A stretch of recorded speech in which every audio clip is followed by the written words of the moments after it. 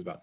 But we'll skip by some of the stuff we did last time. If you want to get some of this stuff that you don't see, Lola can have one of we can, this is not what you should do in pruning up here. We have this man who's still swinging that chainsaw to do his pruning, so we must stop that. But I thought I would just, we ended with the canker, the nectary canker on that walnut tree, but I thought it'd be interesting to briefly talk about the effects of climate change relative to what's bugging our plants quite directly. So one of the things that you all are aware of is that, in addition to the general warming that we have relative to our carbon dioxide increase and all that kind of stuff and other greenhouse gases, we also have an aspect where, of course, in addition to the general geographical area of a plant and what temperatures might be there, we have something called urban heat islands. And I want to relay to you some really interesting research out of North Carolina State University, which was just a research study. And the thing to always remember with research studies is no research study answers all the questions. I mean, they answer tiny little pieces of the questions, which you ultimately could build into a very active hypothesis testing and theories, general theories. But each one is specific. So I want to talk about one little specific research study and then a little bit broader kinds of things, which shows you kind of the effects that can occur relative to, for example, urban heat islands and pests, cities up to 10 degrees warmer than the surrounding areas in general. Decreased cooling from evapotranspiration, increased radiant heat. You can imagine all those kinds of things that would occur in a city. And you can see just some of the data, how that works. And this was an interesting study done by Stephen Frank and some of his students at North Carolina State University. And he's an entomologist. He came to give a guest seminar 1 week in the entomology department at Ohio State University. I don't know, maybe 6 or 7 years ago, but a little while back. And so one of the things that he was looking at is a pest known as Ochlocanium scale. So you can see the Ochlocanium scale insects here. And there are many, many, many different kinds of scale insects. One of the complexities that are associated with the issue of what's bugging my plants is that everybody, when they find out or notice that they have scale insects, will say, well, okay, how do you control scales? Whether you want to use a pesticide or non-pesticide approach, or how would you go about it? And the thing that you have to always be aware of is that timing is everything and every scale is different. So the fact of the matter is that it depends on the time. So for example, if you were going to use a biorational pesticide such as horticultural oils. We used to call them dormant oils, but we want to use the term horticultural oils to help smother the insect's ability to breathe, essentially, relative to their availability of not breathe, but have oxygen. You kind of plug up their spiracles and cause there to be a problem with insects accessing oxygen by, gumming up the works with these horticultural oils. And so when we switched from tending to use dormant oils and then using horticultural oils or refined oils, the idea was they were purer and they caused less plant damage, because a term that we always talk about relative to what's bugging your plants and what you might do about it is you always want to avoid iatrogenic effects. Now you may say, iatrogenic, what does that mean? I had no idea what it meant until somebody used the word with me when I was explaining something. And iatrogenic means simply the cure creates another crime. So it's like a drug overdose, or a drug, not so much overdose, but a side effect of a drug. So we all know that sometimes what you're doing in using a pesticide, any kind of chemical, any kind of an approach, is that maybe something will happen other than what you're trying to do to control that pest. So one of the things that we talk about an effect on the plant sometimes that's undesired is we call it phytotoxicity, phyto for plant, so phytotoxicity. So when we started to move to these more refined horticultural oils, more purified, they did the plugging up of the spiracles and causing problems for those insects to respire properly. They did it without causing as much phytotoxicity. So we would always prefer you use things that are more horticultural oils rather than just oil and blotting it on. Especially, you also had to think about the percentage of concentration of that oil to avoid that phytotoxicity. So when we do talk about control, we really have to be aware of the specific insects. So scale insects are a type of insect that sucks the sap from plants. So they can damage the plants in a couple of different ways, depending upon the general type of scale it is. Sometimes they're actually penetrating and damaging cells with their stylets, their little, spear-like structures. Other times they are kind of mainly damaging the plant by sucking up so much of that material that they actually are depriving the plant of some of the photosynthate, the carbohydrates that the plant produces and the proteins that develop from those carbohydrates and all that kind of stuff. So there's a lot of different kinds of scales, but again, the life cycle of that scale is crucial because that relates to timing, and especially if you use a chemical insecticide as opposed to, let's say they're chemicals, obviously these oils, but let's say a more specific kind of chemical that you would use, whether it's 7 or diazinon or the kind of, or whatever the material is. One of the things you always have to be aware of is timing. Are you going to do it at a time when it's going to have the maximum effect to control the insect? Because if you don't do it at the right time, it oftentimes doesn't work at all. And then, of course, it's obviously a misuse of a pesticide because the benefits don't outweigh the risk. Because if there's no benefits, obviously you're not going to outweigh whatever the risks are. So timing is critical. Well, okay, there's a bunch of these scale insects that are sucking sap from the plant, and they're called Lacanium scales. And there's a particular type called an oak Lacanium scale, and you're seeing it up here. So here in this research study in North Carolina, one of the things that Steve Frank and his students wanted to determine, what's happening with the distribution. I think it was in Charlotte. What's happening to the distribution of these scales on the oaks in our urban forest in Charlotte? I think it was Charlotte. There's certainly areas where there's more rather than less. I mean, obviously they had to factor in issues such as what oak is it? There can be differential susceptibility of oak trees to this oak Lacanium scale.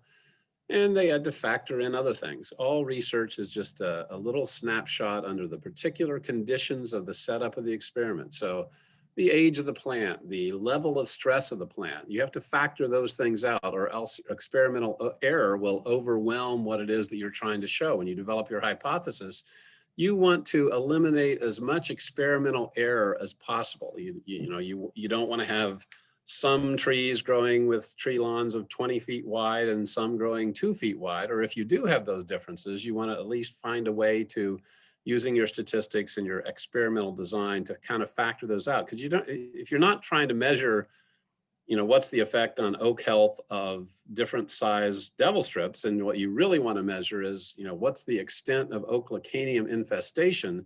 You want to factor out age and the species of oak, maybe even the cultivar of the particular oak, all these other factors. And so they were studying oak Lacanium. And what they discovered was that they were 13 times more abundant on willow oaks, so that was the oak that they chose, in hot versus cooler urban areas. So that was interesting. That's what and it was helping to try to understand. I mean, they had a hypothesis going in because they realized that they had differential incidence of oak Lacanium on these scales throughout the town, throughout Charlotte.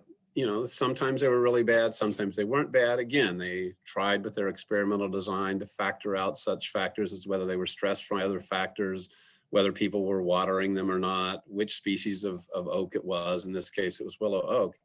And what they discovered is that heat was the real condition in terms of relative to less heat in hot versus cooler urban areas. And so one of the things that they looked at, and what these slides over here are really talking about, and they're talking about different things: ovisacs, the egg sacs of the insect, the instar, the immature types of the scales, and all that kind of stuff. And so the key thing was that, and the beautiful part of the study, I don't know if we had one more slide in here, I guess I don't, let's make the point. What they saw was a tremendous correlation between how hot it was in a particular area of the city. And that relates to, factors such as the surrounding pavement. It relates to factors such as any ameliorating coolness that occurs in a particular area. The hotter it was, the worse the scales are. which is something that is important because as urban warming occurs, and urban warming had been measured and was clearly occurring, not on every year basis, because obviously we have a little variation within a year, but as the average temperatures in Charlotte on these streets was increasing, if the fact is that the scales are much worse when it's hotter, that's going to be a problem with you as temperatures increase. I mean, there may be a point at which the scales don't do well if it gets hotter and hotter and hotter, and there may be other feedback aspects of that. But it was a very interesting way of looking at how you're going to have urban pest outbreaks. So if you have companies that try to control these, some of the national arborist companies, or if you have urban foresters in a city, it's going to be very important that they understand that their insect problems are going to evolve over time, in the sense that as you get warmer, certain pests are going to get worse. And so you need to be aware of that as you think about dealing with them. And if you're a company, you really have to be aware of that. And of course, the other aspect of that is as ranges shift.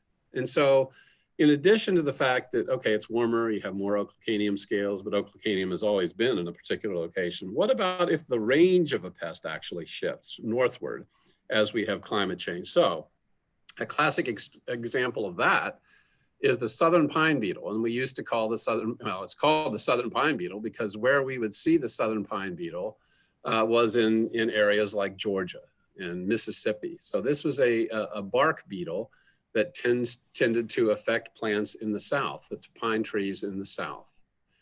Well, of course, over time, as we have had warmer surviving temperatures and just warmer conditions, the range has shifted. Now, it's interesting how invasive species are defined. The United States Department of Agriculture defines invasive species as only those species that are occurring that are from outside the United States.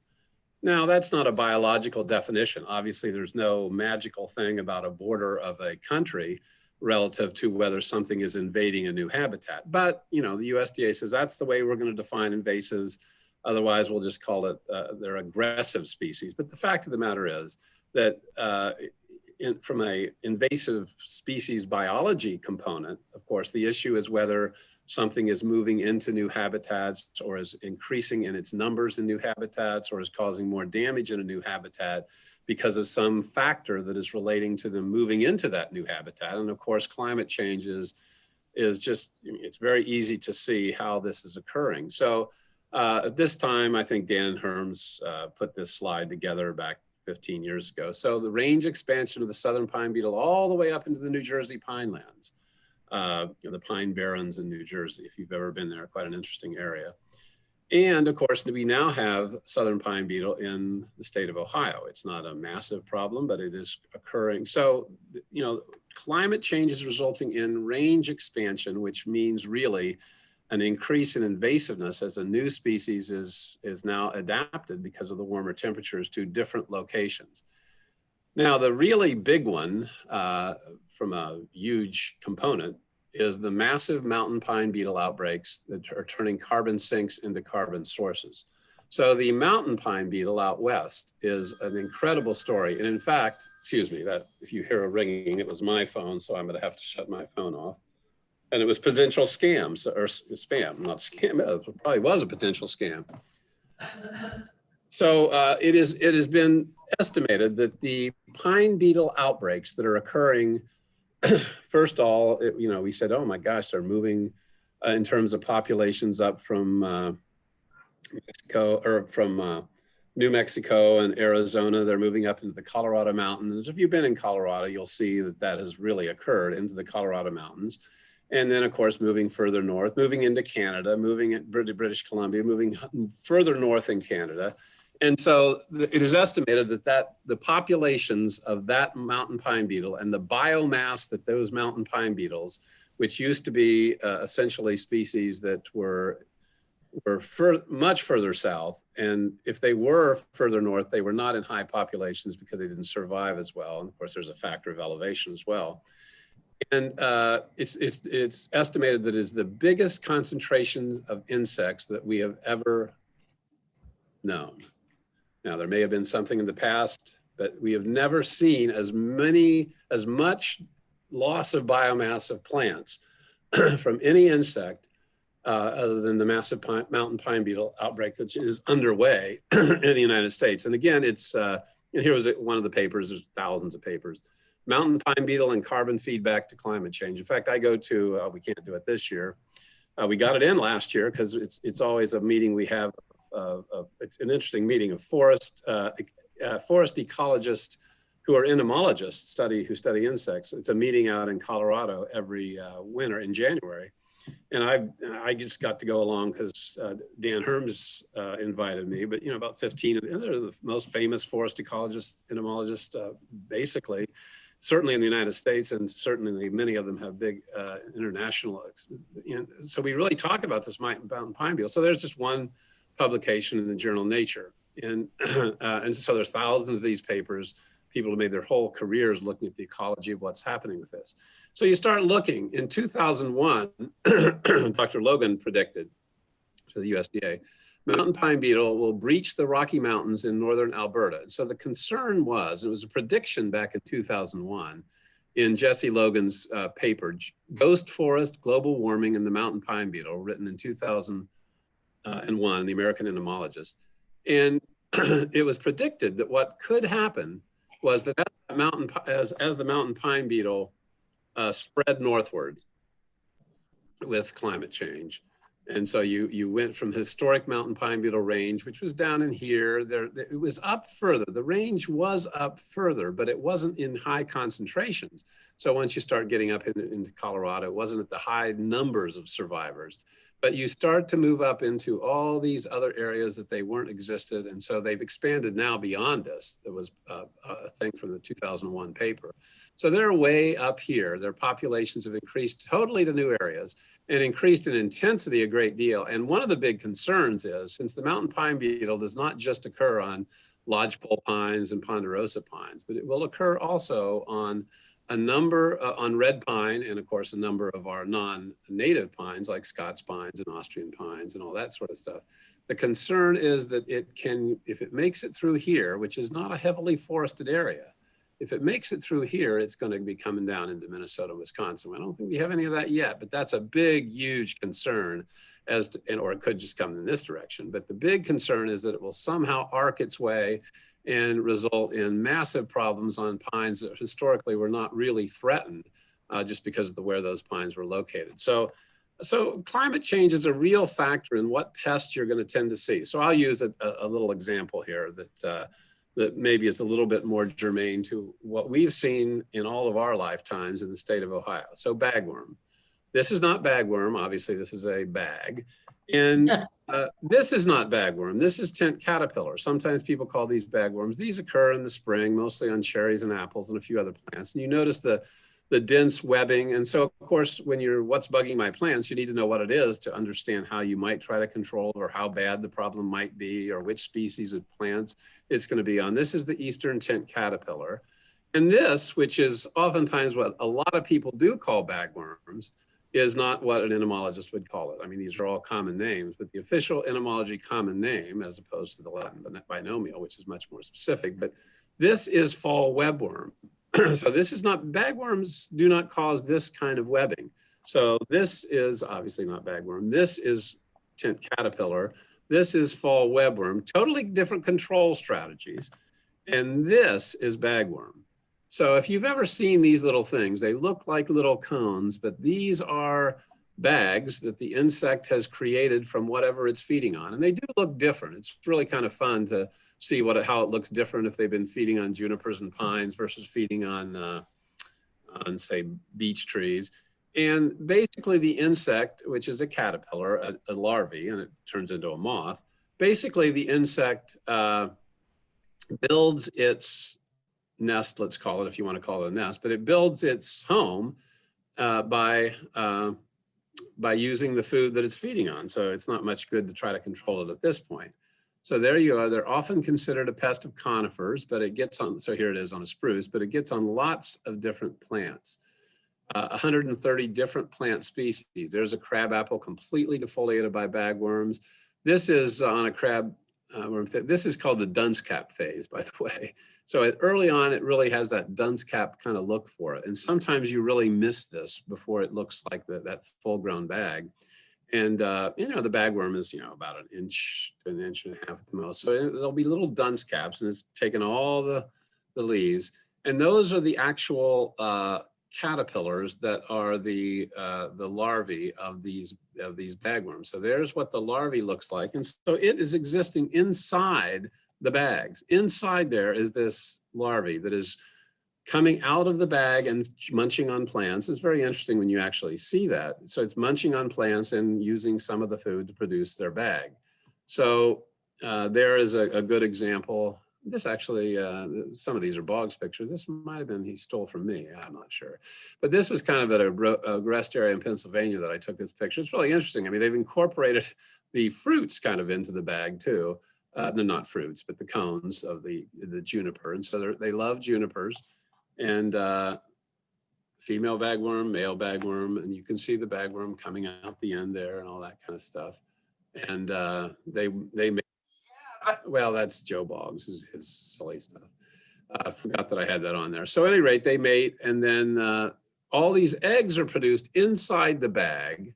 All the eggs are produced inside the bag, and then they hatch out, and they are a problem when they hatch out into what are called crawlers in the spring. So if you're going to control bagworms, you could use a biorational pesticide like Bacillus thuringiensis bacterial toxin. So you can use that. You can certainly use other insecticides, but your timing has to be just right. It has to be when these eggs hatch and the crawlers are out. That's when they're going to be susceptible to these chemicals. All right, so in late spring, they move around. The first instars use silk to balloon to new locations, so they move around. Once they land, the caterpillars immediately begin feeding and constructing their little bags, remove overwintering bags. So there's a control factor. You don't want to use pesticides, and the tree isn't too big yet. Say it's a juniper, this is a spruce here, but cut them off and do something with them. Burn them if you can, depending upon your situation, compost them, whatever. But that's, you know, just take those off of there because they're going to be filled with eggs that are going to start the infestation the next year. And Joe does his little thing there with his little, the bag inside there. All right, winter, remove and destroy bags.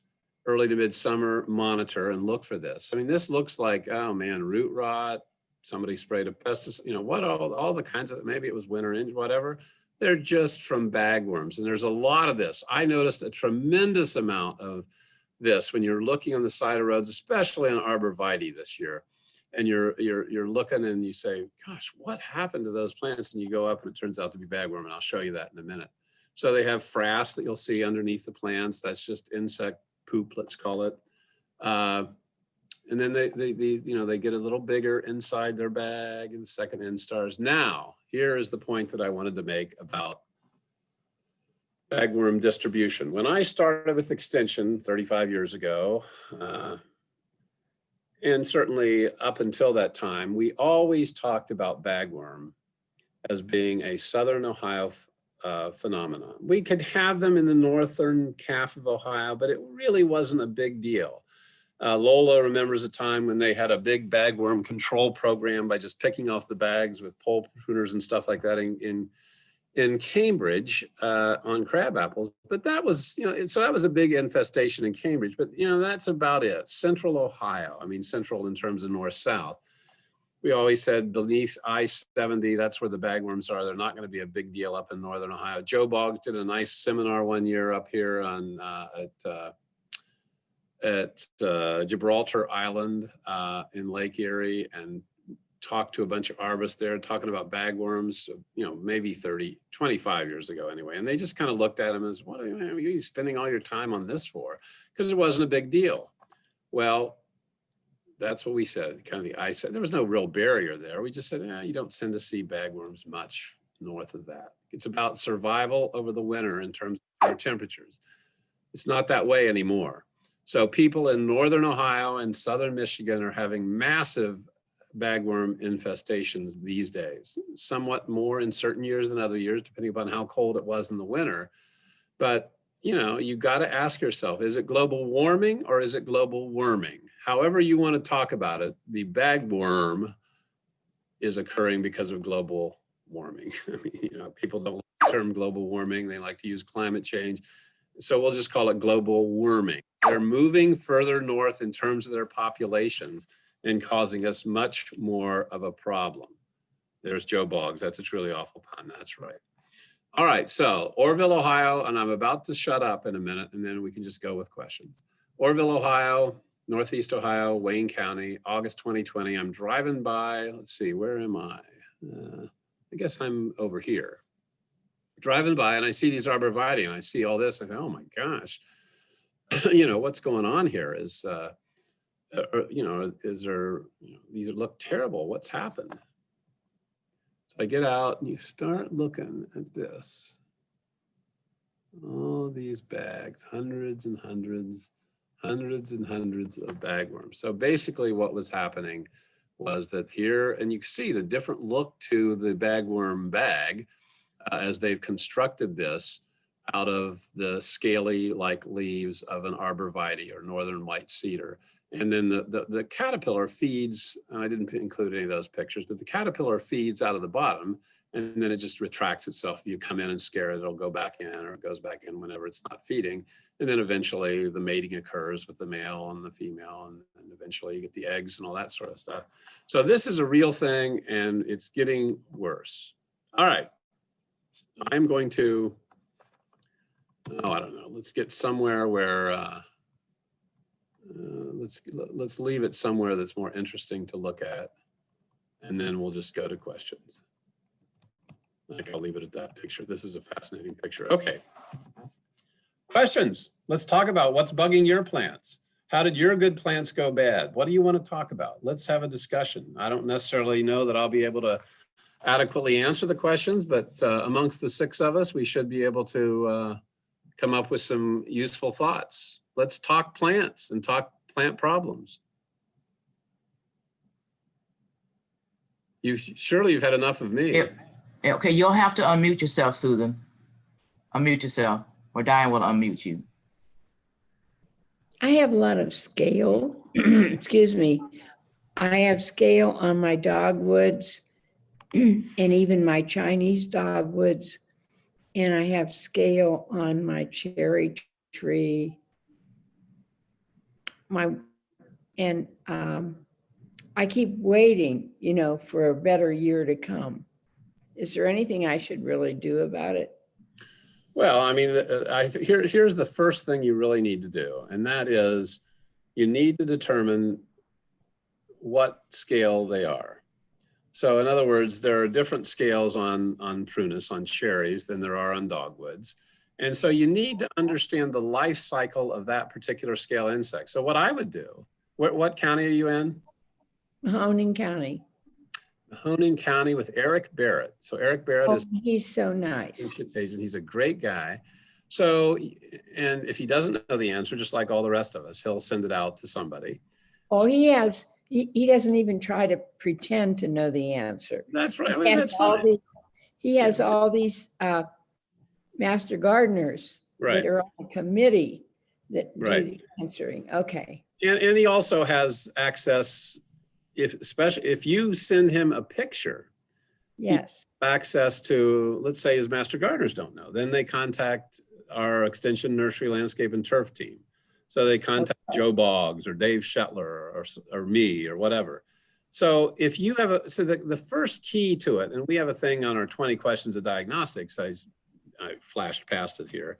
The first question is, what is the plant? But the next set of questions, you know, is identifying that pest and all that kind of stuff. So ideally, you need to know what is the pest. So not only what is the plant, but what is the pest? So, you know, simply take a good picture. You know, it could be with your phone. You know, I mean, we all have good cameras for taking pictures. Take it on the phone and then send it to Eric. And then Eric will either know, or he will send it to his master gardeners, or he will send it to Joe Boggs, and we'll identify what the pest is. Now, the reason for that is that once you identify what the pest is, you then want to start thinking about one of the first questions is, how big of a deal is it? You know, is this, because most insects don't cause any damage at all. A very small percentage cause any damage at all. And after that, even the ones that cause damage cause so little damage that you probably don't need to worry about it. So we have to identify which scale it is. You know, there are Lacanium scales, for example, that get on cherry. There are a number of different scales that get on dogwood. So the first step would be identify that scale, find out what the life cycle is, identify if that particular kind of scale tends to be a problem. Also identify to what extent you're, well, then you look at some control options. You know, do you want to use some horticultural oils? If it's not a big problem, can you just ignore it? Is it possible to simply prune off the badly affected branches? I mean, we sometimes see that with shrubby kind of plants. You just prune it out of there. Oyster shell scale, which is going to get on dogwood as an example. Oyster shell scale, oftentimes the real control for that, if it hasn't gotten too bad, is prune it out, get rid of it. And then, you know, you beat back the populations until maybe you do it again a few years later. So you start thinking about your control options, but it's all going to be based on which scale is this, how much of a problem is it causing, and then deciding what the level of type of control is that you're comfortable with. Are you interested in only using you know, non-traditional kinds of chemicals? Are you interested in simply using approaches such as pruning things out? Are you on the other hand interested in using you know, chemical pesticides? And so that becomes what you want to do, but we for sure need to know what the scale is on what plant and start from there. So scale insects do not mean the plant is going to die. They oftentimes don't mean it's even going to be stressed that much. So you have to identify which scale it is and then proceed from there. Thank you. Yeah. Hey, Jim, there's another question, and it's from Chris, and she would like to know, does the bagworms kill the trees? Does the what? Bagworms kill the trees. Well, it can. So if you look back to what we were just looking at,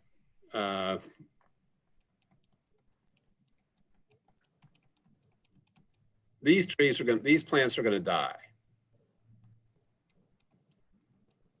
I mean, that tree is going to die from it.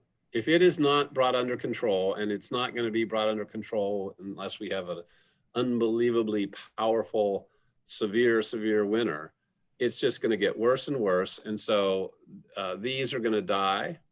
I mean, I've watched this with thousands upon thousands. These are going to die. It may take a few years. It's going to spread to these.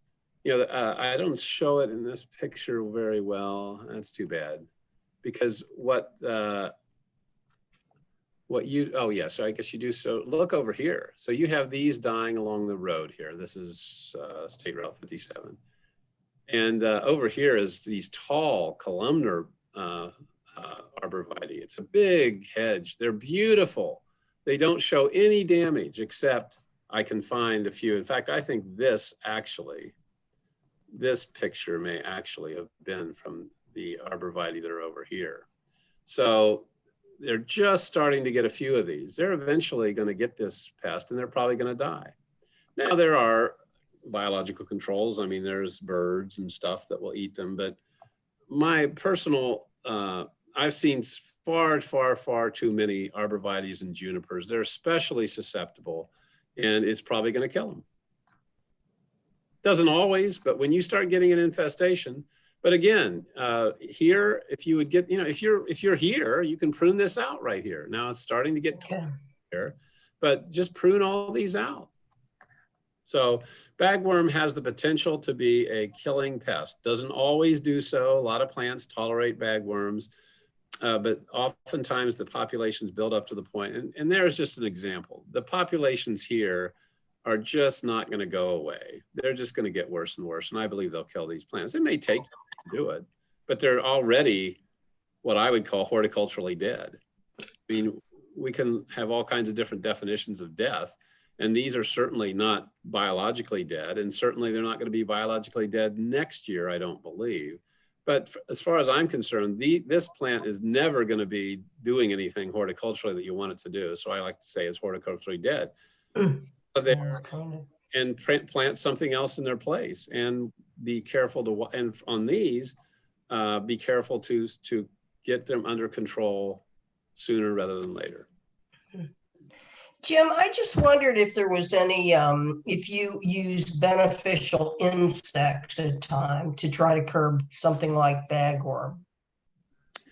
So the interesting thing about beneficial insects and biological control, for the most part, there can be some exceptions, but in general, the story with biological controls and beneficial insects is that they're incredibly important, but they are not usually, we don't have a good technique to introduce them or add them to a situation.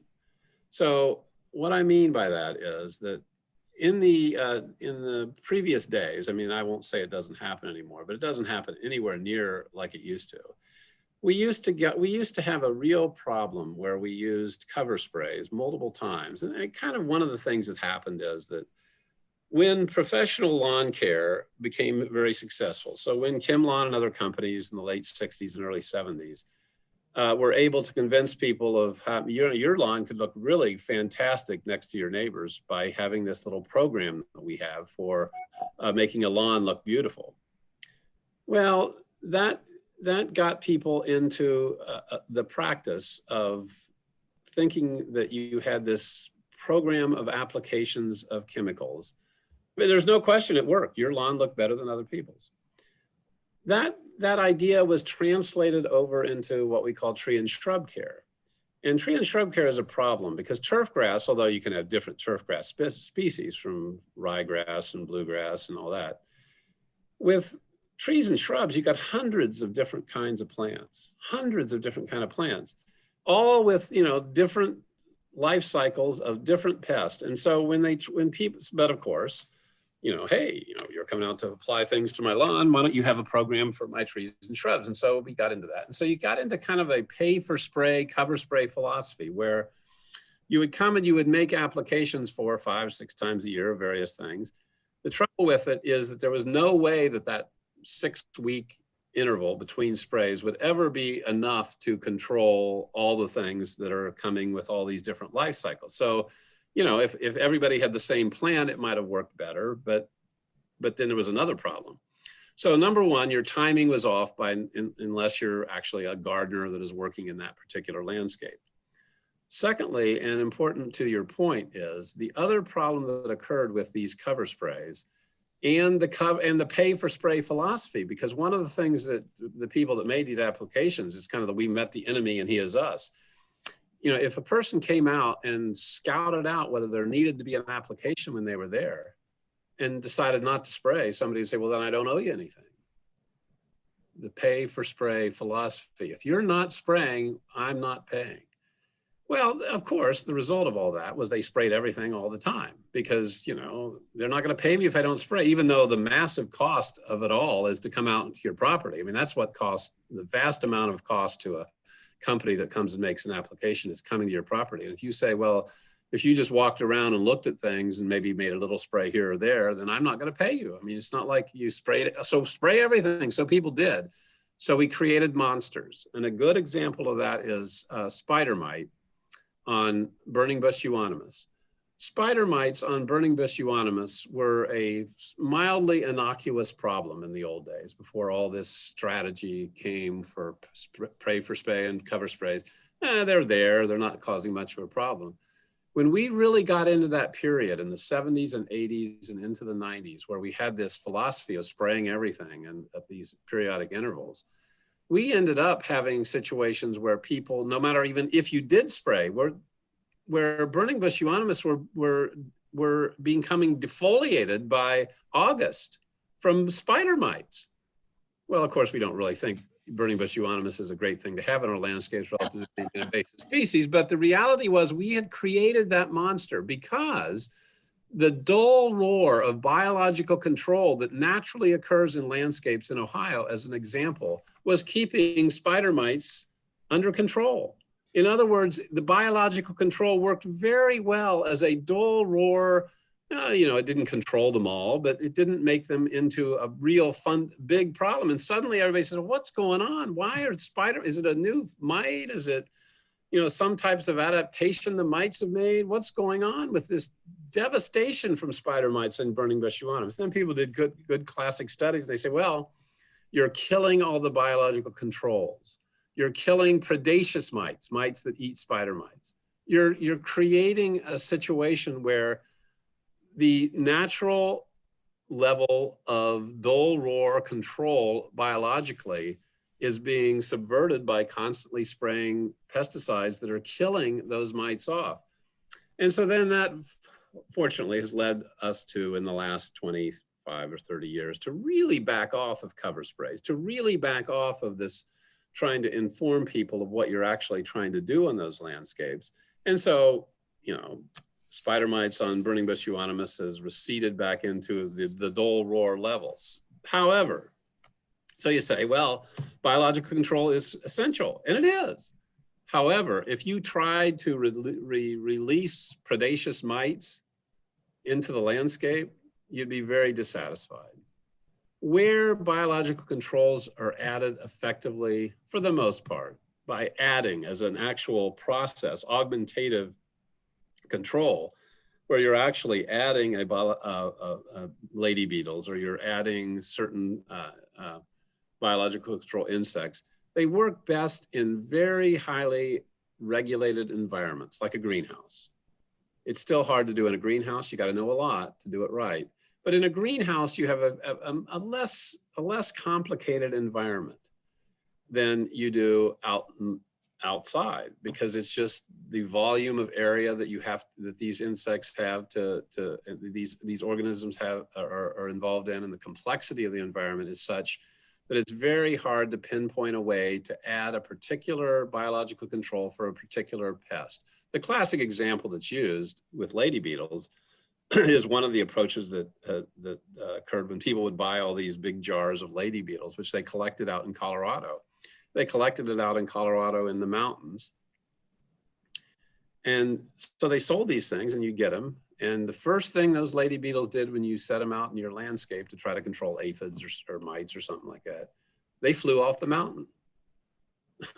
I mean, basically they flew away. They flew away. I mean, they bred in the mountains, but then they'd fly down into the valleys. And so they flew away, and they're not going to do what you want them to do in your landscape to try to, plus they don't really control insects that are serious pests anyway.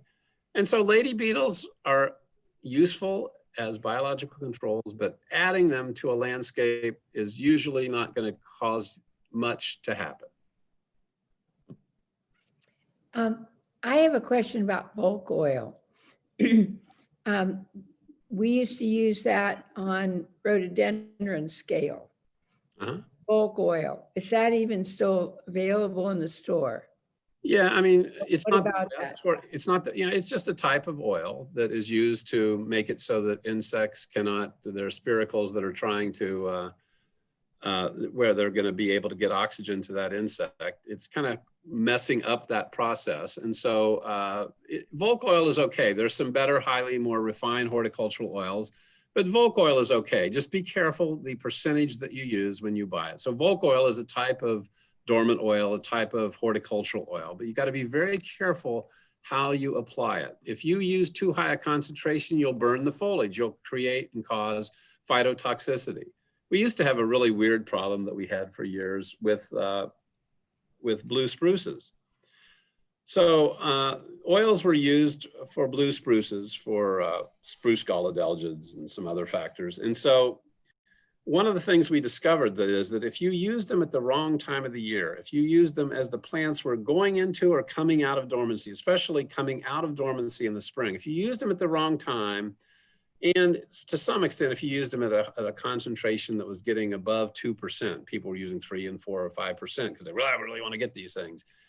Things that happened, because usually what happens with the phytotoxicity from too high a concentration of oil or an unpurified oil, and you know, people used all kinds of oil, crankcase oil, stuff like that. If you use some of those materials, you would just brown or cause the foliage to get greasy. On blue spruces, it was very interesting. If you hit it, especially if you hit it near that period when they were coming out of dormancy in the spring, it would turn the blue spruce green. Huh. It was really, it took a while to figure that out, but what was happening is that the oil on the foliage actually resulted in a different light being reflected. I mean, what you're looking at when you see color is light that is not absorbed, reflected. And so the actual wax particles on the needles of the spruce tree were actually, affected by that oil application and caused a different light to be reflected. And so they were green. And you said, well, wait a minute, you came out here, you made this application, and now my blue spruce has become a green spruce. So that was a common problem that we don't really tend to have so much anymore, because again, people are more careful. They're using better, more highly refined oils. They're using oils at lower temperatures. They're keeping away from that period as they're coming out of dormancy. So now if your blue spruce is green, it's not changing to green from blue, but it is true that if you collect seed of a blue spruce, Colorado blue spruce, if you collect thousands of seed and you planted them all out, some of them will be green, some of them will be blue. Because with seeds, you have sexual reproduction and you have variability and all that kind of good stuff. Your sister and your brother, we all look different because we're not the same absolute genetics. On the other hand, you could always buy a blue spruce that's a clone, a cultivar that we've grafted onto a rootstock, in which case Fat Albert will always be Fat Albert blue spruce because you're using a clone, unless you spray it with too high a concentration of oil.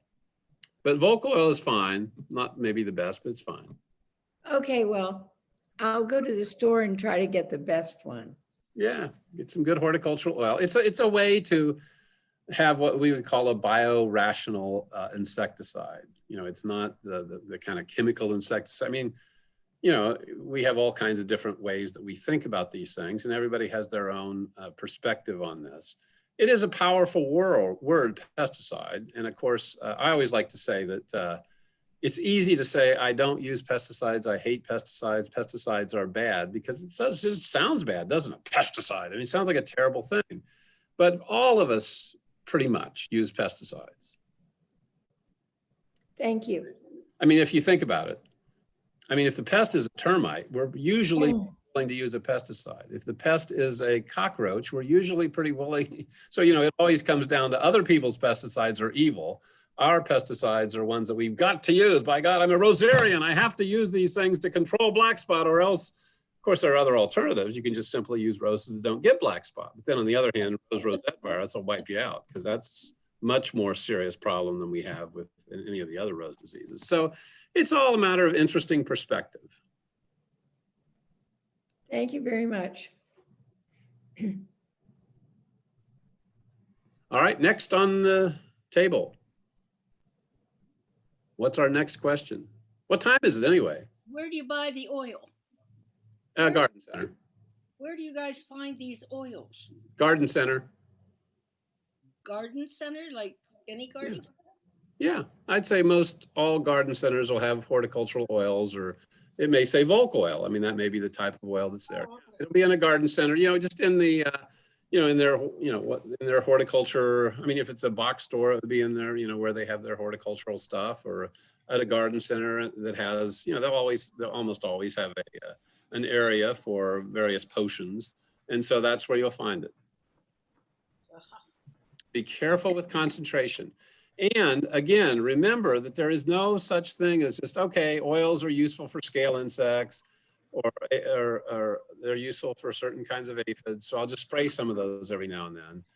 Always think about your timing. For example, on those bagworms, the key timing for bagworms is when the insect is in the crawler stage, when the eggs hatch out and the crawlers are moving around looking for new places to settle and establish and put their mouth parts down into the plant and then start feeding and creating their bags. You don't want, if you've ever tried to pull apart, let me ask you this, Lola, this is our test again to see if Lola is listening. So Lola. Yes. Lola, okay, very good. You did well. That's very outstanding. So it's easy to pull apart a bagworm. And I don't mean the actual caterpillar, I mean the bag. If you have type of solution, you can pull it apart, but no, on just naturally trying to work with it, I haven't What kind of a solution? What kind of a solution are you going to have? Well, our wonderful person, Miss Sue Cowden, in the city of Cambridge, she always had a bagworm removal party for the trees that are lying down Main Street. Right. She uses the dishwashing solution called Dawn, and she will Yes. in a bottle and squirt it, and is able to pull them right on off. Wow, I've never been able to do that as well, but that's, there you have it. Mhm. That's good. They are tough to pull apart. So Yes, if you they are. have a dishwater solution to actually pull them apart, that's, I'm surprised, and I'll have to check that out for my own self. Maybe my fingers aren't strong enough. Well, she But usually that's- has about, she But at usually any has rate, about 10 the 10 or key 15 is, people. what's that? I said she usually has about 10 or 15 people, and she will provide food for them. And the group just goes right on the main street down in Cambridge, because you know they're getting ready for Dickerson in Cambridge, which is something that they do. And I It's a think, lot easier to just cut them out of the tree, isn't it? well, it's more fun when you have a group of people that's willing to do it and take them and burn them. So So I'm trying to imagine the scenario. So they have 15 people like all lined up like in a tug of war. They're each, their arms around each other. So it takes the power of 15 people to pull one of these bagworms apart. well, she has them.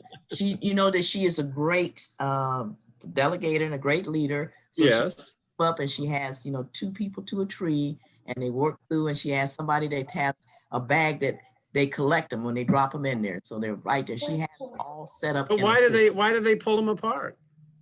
Well, that's her way of getting them cleaned up and making, you know, downtown. Well, I guess, yeah, I mean, I can see the revenge factor. I mean, you don't need to pull them apart. I mean, once you've got them off the tree, then you compost them or burn them or something. Yeah, But at that's any it. rate, all right, I will try to do that with soap. Okay. I do remember an arborist up in Northeast Ohio who, when gypsy moths first started to move into her area, she would you know, collect up branches where it had lots of gypsy moths, and she'd line them up on a driveway and repeatedly drive back over them with her truck, because she was so frustrated because wonderful oaks were becoming defoliated, and so that wasn't the recommended method of controlling gypsy. But Whatever works. But it was, yeah, it was very cathartic. It was a Right. very cathartic approach to, all right, I'm killing them myself. I don't want to just do it secondhand with pesticides. I'm going to crush them. So that does happen. Well, maybe Jim, she just needed to get that out of her system. Well, she did. I mean, there's no question. She admitted it. I mean, Right. she wasn't describing it as a good way to control gypsy moths. I mean, she'd have to run over trees after all. So she was just, when she could get them, she'd say, I'll get them. I do have another question for you. Yes. Diana wants to know, what is a gall? Well, all right. I guess this thing here. You brought it up. You have to tell us what it is. All right. Well, it's all right. So it's your fault. Okay, 7:56. How long do you want me to go today? It's Lola's fault. It is Lola's fault. Well, how long do you want me to go? Oh, you can go as long as you want, as long as you stop at 8:15. All right. That's right. All right. So let's finish up. You still might be a chance for another question, but let's finish it up. So let's get some definitions out of our way. Now, do you see the screen here? Yeah. All right. So let's see what I'm doing here. So what is a canker? Let's see. This is let's see. I don't know if that's not working the way I'd like it. Well, okay, a canker, and this is always a tough term. When I first had to try to teach, and there's a reason I'm doing this, because it's different than a gall. So when I first started teaching plant pathology classes after, as a graduate student, so I took Plant Path 401. And then, the next quarter I've had to teach the labs. And so I had, we had all kinds of symptoms, defoliation. I mean, a symptom is the plant's response to a problem. So, defoliation, leaf spot, all the kind of different things that might happen. Okay, so when I would come across canker, it would, the definitions would be things like a raised or sunken area on a stem. Is it raised or sunken? Okay, well, that doesn't help me a lot. And it says discolored or not. So, I'm starting to hit a bunch of these either ors, and I'm thinking, well, how can I explain this? But let me get to where it is. First of all, it is on a stem. It's a sunken necrotic lesion of wood stem on woody roots or stems. You can't read all this because I've somehow got something messed up with the way this thing is doing it. But it's damaged areas on the stem. It may be just,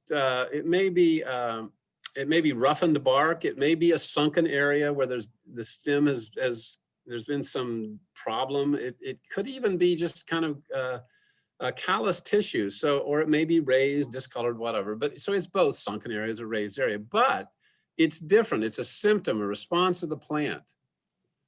Plant cankers versus plant galls. Plant cankers mean death of plant tissue. So there's a good example of and you've seen these kind of things where that something is damaged here. It could be a fungal canker, could be a bacterial canker, could be a canker caused by an insect, could be caused by an herbicide damage. It could be caused by hail. It could be caused by I mean, all kinds of things could cause a canker, but it's death of plant tissue. Galls, and this is important.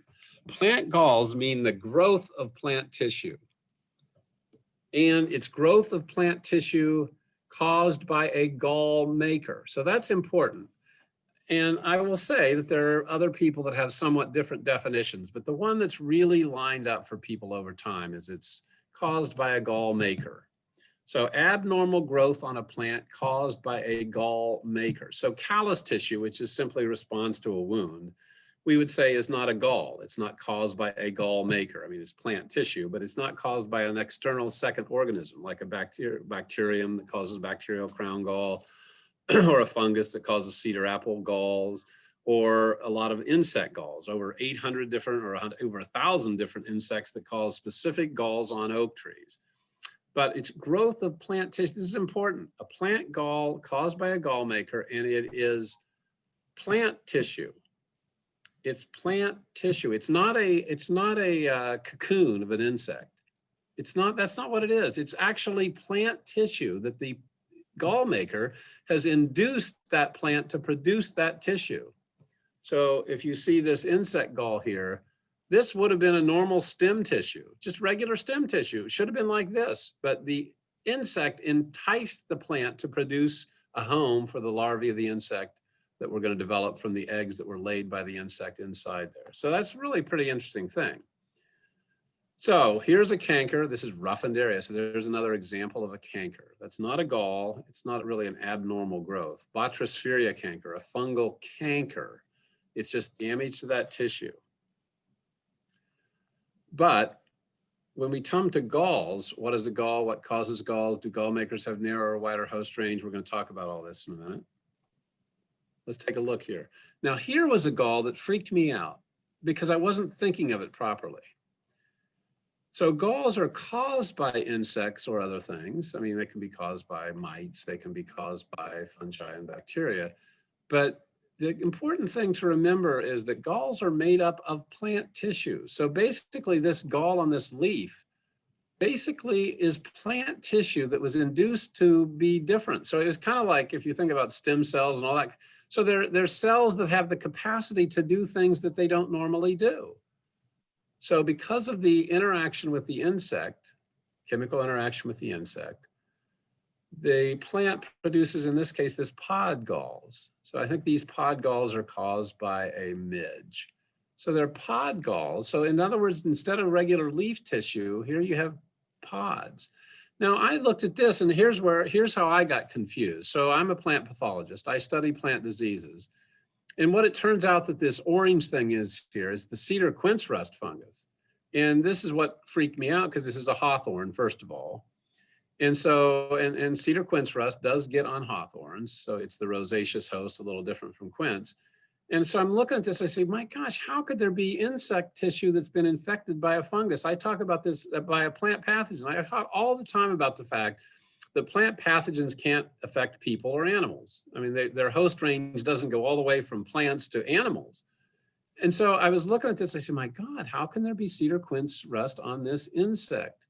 But it's not on the insect. This isn't an insect. This is an insect tissue. It's plant tissue. So that's just an example of how you can kind of get, I'm not thinking right here. So this is plant tissue, and it's plant tissue induced by a gall, and inside that gall are little eggs that are going to hatch out into the larvae of this insect. And then, and that plant leaf tissue basically got infected by a fungus. Nothing really that bizarre about it. All right, so let's take a look at some of these other questions. Organisms that cause galls. I mean, so you have insects, different types of insects. You You have nematodes that can cause gall, root knot nematodes. You have fungi, bacteria, crown gall, which occurs on a wide range of hosts. You have fungi that cause galls.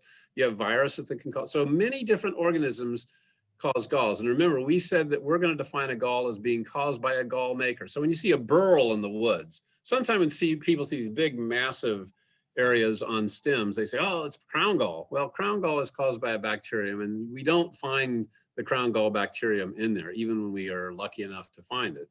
They're not caused by bacteria. Those burls, as far as we can tell, are caused by, for some reason, a very abnormal amount of plant growth-like hormones occurring on the plant. So it's kind of like callus gone wild. So there's an injury or something that happens and it just goes wild and you create a big growth. But we would not cause those galls because they are not caused by a gall maker as far as we can tell.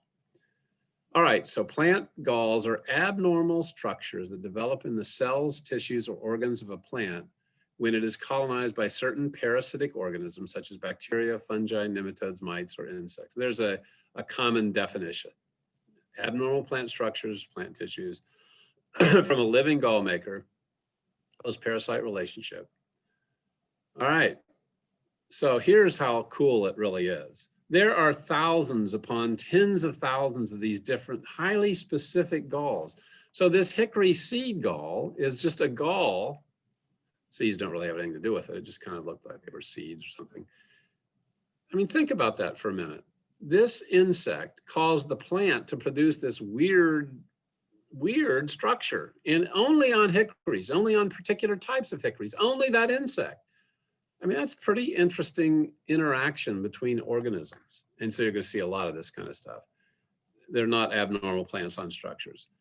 Not an abnormal use of plant structures. So this is me in my younger days, and here is a bur oak acorn. So this is, again, not an abnormal use of plant structures, but a gall maker. It's not this either. So there's a burl, and it swallowed up this person here, but this burl we don't know is caused by another organism. So there's no gall maker. It's just a rush of plant growth hormones to some area for some reason. All right, so this gall tissue is plant tissue. So here's something called the succulent roly-poly oak gall. Many of you have seen this, and there are a number of roly-poly galls on oaks caused by insect. Photosynthesis occurs in the green tissue of the galls because it's plant tissue. This is a leaf here. This is leaf cells that got hijacked by its interaction with this insect, and it produced this nice little roly-poly succulent gall. So there's oak anthracnose. There's a fungal disease. There's fungal disease along the veins. And then here again is you have the roly-poly gall that was infected by the anthracnose fungus. Why not? Why couldn't it be infected by the anthracnose fungus? Because it's plant tissue that's being affected. So there's the gymnosporangium rust fungus. It's infecting the hawthorn pod gall, but the pod gall is plant tissue infected by a plant pathogen. Nothing weird about that. It just so happens that that plant tissue in this case is that gall-like structure. There is a fungal gall. So this is the cedar apple rust gall. It's a little different from insect galls. The fungus causes it. And if you really look inside this gall here, it is part plant tissue, but there is also part fungal tissue. So it's a little different than insect galls, where I said that the insect, it's all plant tissue. In this case of this gall on cedar apple, because it's a fungal gall, it's a little different because you can see the fungus is growing in there, because here at the right time of the year in the spring, these orange masses of millions and millions of spores are being produced in this gall, this abnormal growth caused by a gall maker. And it has this wonderful thing where it goes back and forth between the cedar, the eastern red cedar, which we call juniper. It's not a real cedar. And it goes over to the rosaceous host, and then it grows on the, and so those are the symptoms on the top. The fungus then grows out the bottom, and then it comes back in a 2-year cycle. So there's a lot of weird and wonderful things associated with galls. Now, a parade of insect and mite galls, because most of our galls are insect and mite galls. And they really are, as you can see here, they are just fantastic. I mean, look at these crazy things. I mean, this is an oak acorn gall. So this is an acorn. There's a gall that's occurring on the acorn. You know, here's these fuzzy galls. Look at this. Look at these wonderful things. The oak sour gall, maple sour gall, excuse me. These little spangle galls that look like little that look like little flying soft saucers. This is the maple bladder gall mite. Now, here's the neat thing. These don't cause any damage to the plant at all. These would all be caused by insects. They don't damage plants unless you decide they damage plants. You could decide that it's a problem and want to do something about it. We usually don't have really specific, massive spray programs or even know enough about the cycle to know how to do this. I mean, if there's over 1,000 different specific interactions of certain insects and oaks alone, I mean, you're not going to be able to control all of those unless you go back to cover sprays and spray everything every day for the rest of the life of the oak tree. But you don't need to. They're not causing any damage. The few cases where insect galls actually cause damages to plants is when they are on stems and they can interrupt vascular flow. The oak, the gouty oak gall and the horned oak gall. But most of these galls are not a problem. The bacterial crown gall caused by bacteria, that's a problem. The cedar apple gall, but these insect galls are not. The clustered midrib gall. I mean, look at these things. You'll find these outside, the woolly oak gall, the hairy oak gall, the oak hedgehog. I mean, this is great. I mean, look at this. Isn't it crazy? This is a specific insect causing a specific reaction of the leaf tissue of this plant, and they won't occur on anything else except, that oak or several species of oak, perhaps. The spiny oak gall. I mean, it's just, isn't it wonderful? Oak pea gall, roly-poly succulent oak gall. This goes on. And then inside you see the egg of the insect. The bristle oak leaf gall. So they're on all kinds of different areas. The hickory blue powder gall, the hickory seed galls, the hickory onion galls caused by midge flies along leaf veins, hickory white-haired galls. I mean, look at all this crazy stuff, the oak pill gall.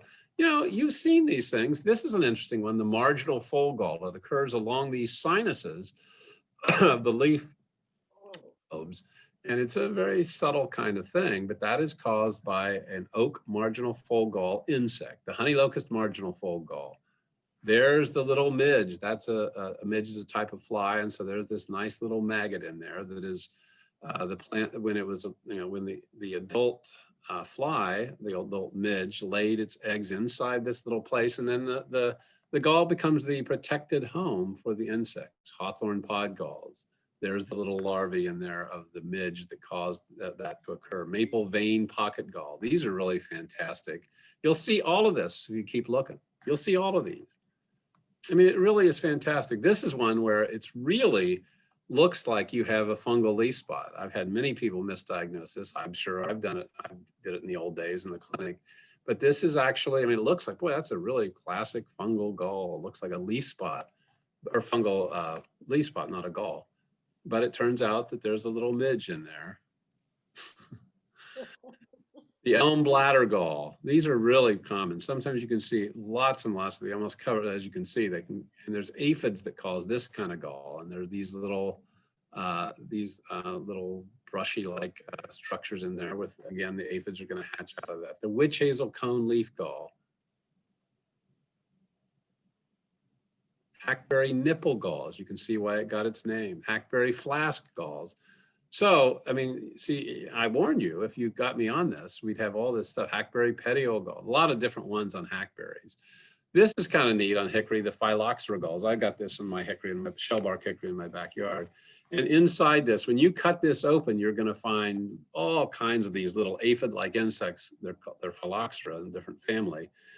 But they're, you open, this is always good to do with kids or squeamish people.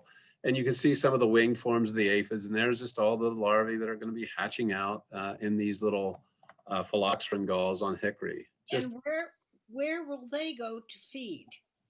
Okay, so the adults feed on nectar mostly. They don't. I mean, I don't think that we have any information that any of the adults cause any significant damage. So they're one of the many, many kinds of insects that cause virtually no damage at all. So the adults cause no damage. The galls themselves, which were induced by the laying of eggs, the ovipositing of the female gall-inducing insects.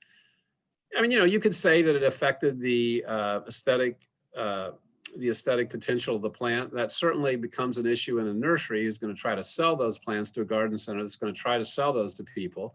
So they have to kind of be aware of certain galls that make the plant look kind of yucky. But almost, again, never do they cause much significant damage unless there's thousands and thousands of galls on the stems, not the leaves, such that it interferes with vascular development. There's only a couple of those. The spindle gall or nail galls that you see on maple, and these are caused by mites.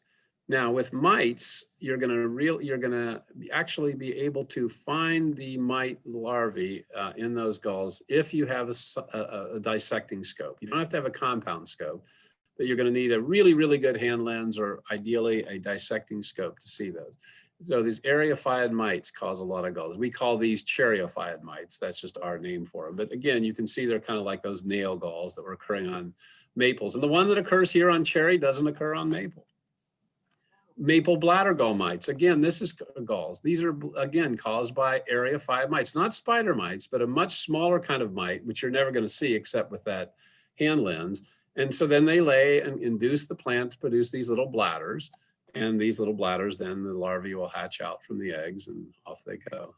On and on. A poison ivy, it's great. It's wonderful to have the poison ivy. Box elder. Some of them cause patches. This is a really wonderful erinium patch, and erinium patches are caused by a type of eriophyid mite. They're felt like patches. They're really neat. This one is really unusual. I've seen this only 3 or 4 times, but it's a really nice pink coloration. You'll see this all the time, the beech erinium. Again, they don't cause any damage. There's different kinds that have different colors. There they are, some on oaks. They don't occur. I mean, this one on oak doesn't occur on maple and doesn't occur on beech. They're all individually specific. Pouch galls. Look at the pouch that they have. These are not damaging to the plant, but look how wonderful it all is. Look how incredible. There are wasps that they're called gall wasps. And you can see the larvae of that gall wasp in there as you cut it open. Oftentimes you won't find anything. Willow galls. Look at these wonderful midges that cause these little balls, these willow pine cone gall. You've seen these. You cut them open, you see that tissue, different ones. Oak lobed gall, look at that. What an interesting thing that nature is. The buds that were hijacked, but it's not. See, these are just hanging out on the edge. This is stem tissue that produces these galls, but it doesn't really cause enough damage because that stem tissue is still going to have its xylem and phloem potential and all that kind of good stuff. So you should, this is just a wonderful thing in and of itself, a little bud gall on oak. Oftentimes with galls, you'll see ants. Oftentimes with galls, you're going to see hornets. So they're coming because the galls will exude some sugars, because after all, they are photosynthesizing plant parts that produce carbohydrates. And so those sugars are then utilized by insects for their own nutrition. So there's, you can see hornets and wasps and stuff like that. Stem galls. Now the stem galls are where you can get into a little trouble. Not so much these. And you often see that nectar that comes out from there, and there's ants and hornets and all this business. These can look pretty ugly, and they attract those stinging and biting insects who protect if you look at it evolutionarily, help protect from other insects from causing problems on the plant. But horned oak gall, look at that. These are the ones, this horned oak gall and gouty oak gall, they're a problem because they are on that stem. There can be thousands of them in a pin oak and a shingle oak. And they can eventually, over time, for certain plants that seem to be more susceptible to them, they can actually cause the plant to decline. You look at that and you start saying, I don't know, we might have some real problems here with the vascular movement of materials. And if you're Steve Buscemi, well, there's only one thing you can do, and that's winter. So galls are fantastic, fantastic, fantastic things. I would have to say, forget about controlling them. And if you say, well, I insist that you give me a control practice, and I will say to you, I insist that you find that information out because nobody has it.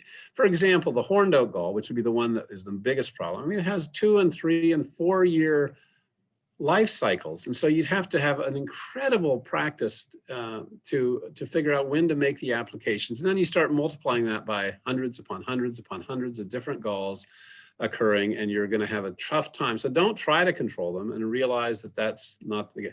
Now, here is a question for all of you. Who is the most famous oak gall wasp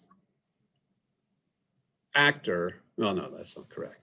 What actor played the most famous gall wasp researcher, or grad student at least? Well, no, researcher ever. Not necessarily the best scientist, but the one that we now know about him because of his books and this actor portraying him.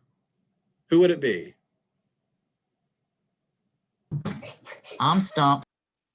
Liam Neeson. What do you play? What's the movie? I'm not telling you yet. It's not All right, so there was a grad student at Harvard who got interested in studying gall wasps. But in fact, to this very day, there is no other organism that is in more, I mean, I guess you could say bacteria in terms of individuals, but there's no other samples that they have in the Museum of Natural History at Harvard, Peabody or whatever it is, in their archives than those collected by this grad student many decades ago. So that grad student, who was obviously studying gall wasps, he was studying the sexual habits of gall wasps, because because everybody says, well, I mean, it's a pretty interesting thing. I mean, does it relate to our understanding of cancer? I mean, you're having an distortion of cells and too many cells and all this stuff. So it's been interesting. Was it Kinsey? Yeah, you got it. So Alfred Kinsey at Harvard, then to Indiana University. Yes. He got bored of studying the sexual habits of insects. So Alfred Kinsey then became one of the three big human sexuality researchers of the 50s and 60s. The others were Masters and Johnson at Washington University of St. Louis. And so Kinsey at Indiana decided to move into human sexuality, and after working on gall wasps for his career at Harvard and then at Indiana as a professor. And so anyway, is there Liam Neeson? Kinsey, pretty interesting movie. But at any rate, he was studying gall, and I think in the movie, as I recall it, they showed a little bit of his working on these things when he decided to answer different kinds of questions. All right, so that's what a gall is. Don't worry about them unless you have crown gall, bacterial crown gall on certain plants in your production systems, unless you have junipers and eastern red cedars and they're trying to grow an apple orchard. You got to be aware of controlling cedar rust. And pretty much after that, just look at them as curiosities, things to wow your friends with. And from a diagnostician's point of view, it's wonderful in the sense that you can say to people who say, my gosh, what are these little flying saucers on my oak leaves? I mean, are they flying saucers? I mean, what's actually happening here? You can say, not only are they not flying saucers, but I can show you what they look like by Googling images of this thing. It's this oak spangle gall. And furthermore, it's a wonderful thing for a diagnostician to be able to say, and they won't harm your plant. So what's bugging your plants? In that case, something that is not a problem. Jim, that was wonderful. Bugs coming from the galls don't hurt the plants. What's that? Bugs that come out of the galls do not hurt the plants. That is correct. The adults are not going to ever hurt the plants. They feed on nectar, and They provide then. What's that? Biological sphere that they provide those plants. You got me. Bugs. I mean, it's important to remember that we don't necessarily, I mean, you can come up with some interesting theories as to, what is this evolutionary relationship doing for both partners. I would say that, but remember that unless you have a very carefully defined experiment, you may not really discover what that is. And also it's important to remember that when we talk about symbioses, because this is a symbiosis, we talk about symbioses, at least, a certain way of classically scientists might use the term symbioses. They don't always mean that they're mutualistically beneficial symbioses. So there can be, a mutually beneficial symbiosis means both partners are benefited. Yeah. And so that, like a lichen, we would generally think that's the case. So a lichen is when you have a fungus. It turns out two different types of fungi. As in reality, we didn't know that until 5 or 6 years ago. So you have two different kinds of fungi that interact with a blue-green alga or a cyanobacteria. And, the cyanobacterium is producing food. It photosynthesizes. The fungus can't produce food, but the fungus adheres to the substrate and then provides, by adhering to the substrate, some minerals and water. So both of them appear to be benefiting from that interaction. So that's a mutualistic symbiotic relationship in the way that we have at least interpreted it. And but there are many of these relationships which either don't beneficially help both partners, or we just haven't figured it out yet. In other words, it seems to clearly the insects in these situations are benefiting. They have a home that's protected, from predators by the gall that's there inducing the plant to produce. It's a little hard to know, and I don't think people have come up with too many convincing explanations of how that in any way helps the plant. But it doesn't hurt. But so that's a symbiosis, an interaction between two organisms, but it's not mutualistically. So it's amensalism or something like that. It's occurring, but what's that? The insects that come out of the gall are important to what? Well, again, that's a judgment call. They're in nature. They're part of the fabric of nature. Yeah. But can you identify a particular insect in isolation that somehow, by losing that particular gall-making insect, would crash the entire ecosystem? I don't know that we have any evidence of that occurring. But they're part of the fabric of nature, and maybe they are important. Maybe that some of the adults of that insect are useful food to another organism that's important. Okay. I'll tell you an interesting story about that from the echo. No, I guess I should shut up. Is it time to shut up? Well, we have one more question, I believe, from Doug. Okay, I was going to get into question for Jim. Right. Oh, me? I see you're unmuted. Do you have a question for Jim? I see that you're unmuted. Oh, no, not really. No, I just was enjoying all of this. This is great. I have a quick question. Okay, Hope. Okay, so Japanese beetles, which probably everybody in the world knows the answer. So what about them? I guess is the question. How the best way to control them? Because somebody, I logically said, well, you just get a beetle bag, and they said no, because then you just start to think about it. You're calling all the beetles to your property. Why would you want to do that? And I was like, oh, well, don't they go in the bag? I don't know. Beetle traps can be a very effective way to control Japanese beetles on your property. And how they work is you line your neighbor's properties with them. What about putting milky? So let me just step back for a second. So, Dan Potter and his graduate students at the University of Kentucky did just an infinite number of really fascinating studies with all this, because, they were being sold bag-of-bug trap things. They were being sold as a way to control your Japanese beetles. And they did the thing like that arborist that loved to run over the gypsy moths. Yes, they can provide some psychic benefit to a person who can collect massive amounts of these beetles and then do something to them, stamp on them, burn them. As a revenge factor, it might make you feel better. But the reality of it is, in looking at how these traps are used, they're a very good way of monitoring whether you have Japanese beetles in an area. And so, scientists or plant healthcare people can use them to monitor. They can say, well, boy, is it going to be a bad Japanese beetle years? Let's see how many we trap or whatever. Or do they survive all this wet weather and their larvae?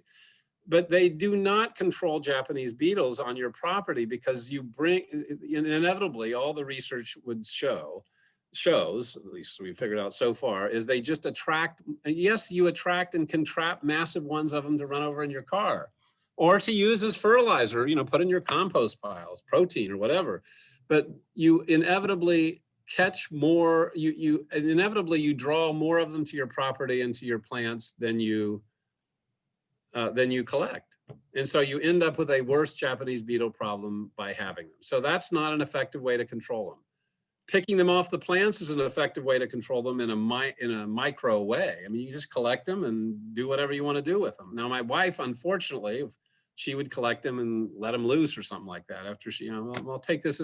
Not really, but I mean, she does when she finds a leaf-footed bug in the house, she'll just let it out the back door and then we see it the next day because I put radioactive tracers on it and I know it's the one she let loose. I'm teasing, but of course, but so, yeah, but you can just simply collect Japanese beetles by hand on crops that they're a problem on. You can also ignore them. I mean, I don't know that I've ever really seen Japanese beetles kill anything. I mean, they do reduce photosynthetic capacity by feeding on the leaves, but rarely do I suspect, do they cause that much leaf loss to dramatically stress plants, but they make things look ugly. So you have to make a decision under those circumstances. And that decision can be, will I just let them have what they get to have? Will I decide to plant things that Japanese beetles don't like? Or will I decide to use a pesticide? They're not that difficult to control with pesticides, but you have to decide with any type of pesticide that you want to use, am I willing, is there a benefit that I consider to be adequate for me to overcome the risk? So you have a benefit and a risk. And so there's a risk of using any pesticide. And so you kind of balance that out in your own mind. It is your call. I mean, there is no official call as to whether, for example, if you use 7 or whatever that you use, whatever you use, there's a risk and then there's a benefit. If you think it's a benefit enough, you get to make the call as to whether you are willing to use an insecticide to control Japanese beetles, or whether you decide I'll live with it, or some years it's worse than others, and so I'll live with it only part of the time, or I'll move to a part of the state or the country that doesn't have Japanese beetle. They're highly dependent on soil pH. They're highly dependent on how much grass you have. So you could give up your lawns and help really control your Japanese beetle populations, because it's important to consider when we talk about white grubs, grub worms causing problem on your lawns. There's some different kinds. There's chafers and all this kind of stuff. But Japanese beetle grubs are a really big component of grub worm damage on lawns. You don't have any lawns and you convince the people on either side of you not to have lawns, you'll have less problems with Japanese beetles. So there's a raft of different approaches that you can take, but or you could call upon the rain gods and say, please rain like crazy in the spring so that the grub worms are killed by fungal diseases. Now, Hey, Jim. Okay, one last thing. I got to do this last thing. I'm gonna give you that one last thing. You could buy some organisms that, like fungi, that cause diseases of Japanese beetle grubs. And so you can buy those products. Milky spore. Milky spore. It's just that it doesn't work. Oh. It works in the lab. Yeah, I tried it. I thought the beetles were less afterwards. And that's right. And I would suggest that it's possible that that's what it really played out. The trouble with doing that is when people do replicated studies with actual products that are on the market, they discover that, because it's always easy to say, oh man, I didn't have as many this year, but there may be other reasons you don't have as many. They really differ from year to year. So my argument would be we haven't shown that to be a really effective control when we do controlled scientific studies. That doesn't mean that it doesn't ever work or there can't be conditions under which it might work. We just have not really felt that it really adequately does the job with the products that are available when we study it carefully. What's that? It's a pain in the ass to do. Yes, that it is. I totally agree. Jim. Now, Lola, I love it because I went over, Jim. she called me a pain in the ass. So it's very good. This is my question for you, Jim, that we're going to kind of end on. I'm sorry. I'm sorry. I was done. You're good. You're good. You're good. You know what? Because it does not end here. We don't want the story to end here. We would like to know, would you consider coming back on, if your schedule permits, and finishing up with us and maybe focusing on disease and pest on ornamentals and berries and garden plants? And to look at your schedule, if you have your calendar, you have your calendar handy, Jim? Just a moment. You'll need your calendar for this one. What did you say? Berries and garden plants? Yes, and diseases on ornamental plants. Sure. All right, my calendar is out. Great. How about Thursday, the 5th in November? I happen to know that Thursday, the 5th of November is a tough day. It's a tough day. What I mean, about, on the one hand, I'm going to be extremely happy on Thursday, the 5th. okay, something exciting happening? 2 days earlier. Oh, okay. So do you want to move to like maybe the 12th? But I actually have to, I know that I have a problem that day. So go ahead. What about the 12th? 12th will work. Okay, same time? Diseases, berries, garden plants. All right, and I'll prepare a little thing on diseases, but then I do, I mean, I personally prefer just answering your questions. Oh yeah, well, we're gonna have the best, definitely a So questions. I'll start off with some disease things and then and I'll open it up. All right, well, I'm not finished, so look at your calendar for December 10th. Because so much knowledge.